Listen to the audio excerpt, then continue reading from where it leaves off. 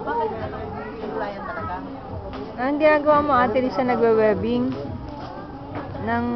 Kuya, anong tawag dyan pag natapos? Ano siya? Lalagyan ng ano yan? Ano siya? Pinapayagan. Placemat. Placemat. Bukod libaranay. Placemat siya. Galing ni Ate Lisa la. Mag-webbing ah. Kuya, magkano isang placemat? Diyan po sa serum Hindi nyo alam. 7 months tapos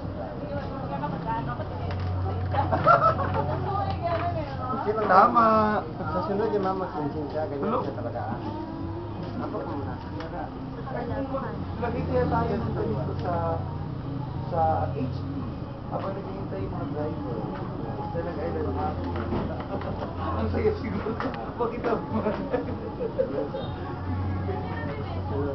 Sa isang araw, ilan pinigagawa niyo? Ano ma? Kasi viral ang gawa na yun. Viral. Isang roll yung tuntunan nila.